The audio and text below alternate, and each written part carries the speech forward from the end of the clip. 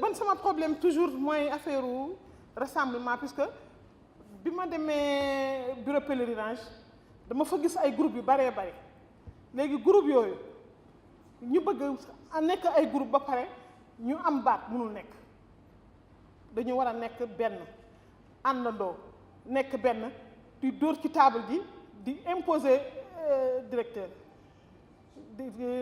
bureau directeur général di ko imposer mënuñu ko imposer nag tant que nekkuñu groupe bu bari wante bu fekkee ni boo waxee fii ba war a mën a régler di keneen ñëw waxaat loolu mu gën ko arranger mu ànd ak moom ci loolu. ban sama problème toujours mooy affaire rassemblement puisque bi ma demee bureau pèlerinage dama fa gis ay groupe yu baree bare léegi groupe yooyu ñu bëgg a nekk ay groupe ba pare ñu am baat mënul nekk dañu war a nekk benn àndandoo nekk benn di dóor ci table ji di imposer directeur bureau directeur général di ko imposer mënuñu ko imposer nag tant que nekkuñu groupe bu bari wante bu fekkee ni boo waxee fii ba war a mën a régler di keneen ñëw waxaat loolu mu gën ko arranger mu ànd ak moom ci loolu kooku dama ni bu ñu dee liggéey ba dee duñ ko gis li ñu war a. Monsieur le coordonnateur, monsieur le président, dinañu yëkkati suñu kàddu si ñetti tomb waaye lu jiitu loolu damay ñaan rek ñu nangul ma ko sànq ba léegi dañuy tàccu toog dama bëgg ñu jóg taxaw tàccu ñii si lii dama leen ko ñaan ñu jóg taxaw tàccu ñii si lii.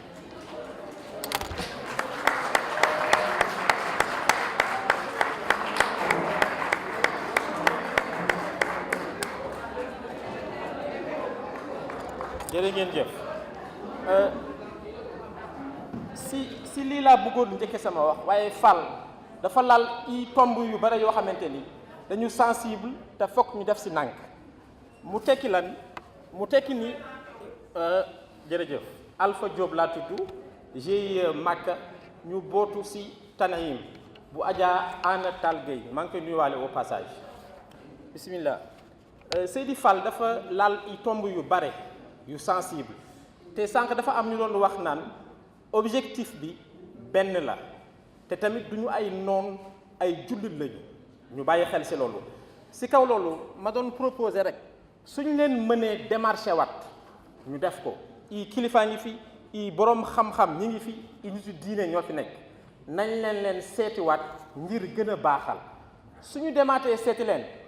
jàppandiwul bu boobaa ñu considérer ni ñoom ñoo ko reteniral seen bopp ñoom ñoo ko décider seen bopp et que la majorité vraiment l'a remporté. bu Saint-Louis bokk ci groupe ACT damay njëkk a wax ci wàllu aj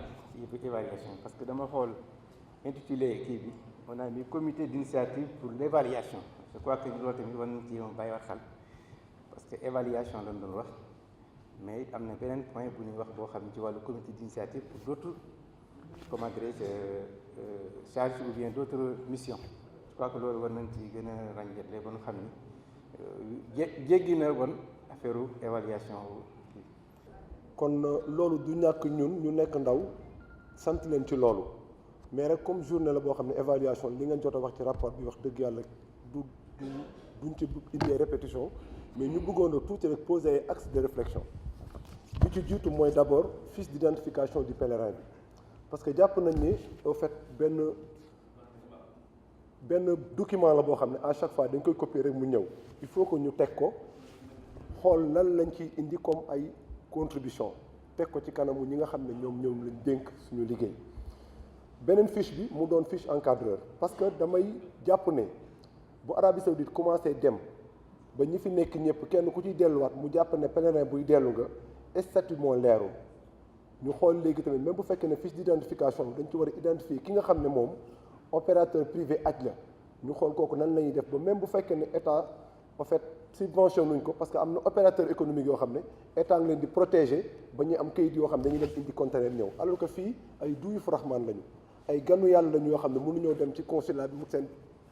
wut seen visa dem tukki ci ay nit la ñuy jaar pour dem kon ñooñu tamit foog ñu protéger leen parce que c'est le métier même de l'organisateur qui est menacé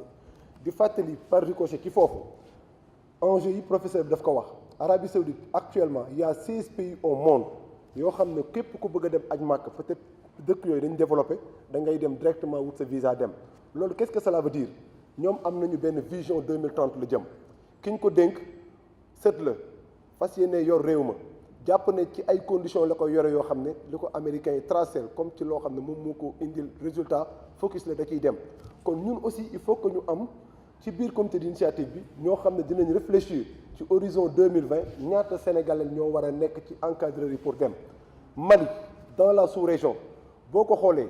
quota bi ñu am lañ leen di jox te peut-être boo ko xoolee du ñu am nombre de pèlerins yi nga xam ne moom la ñu demandé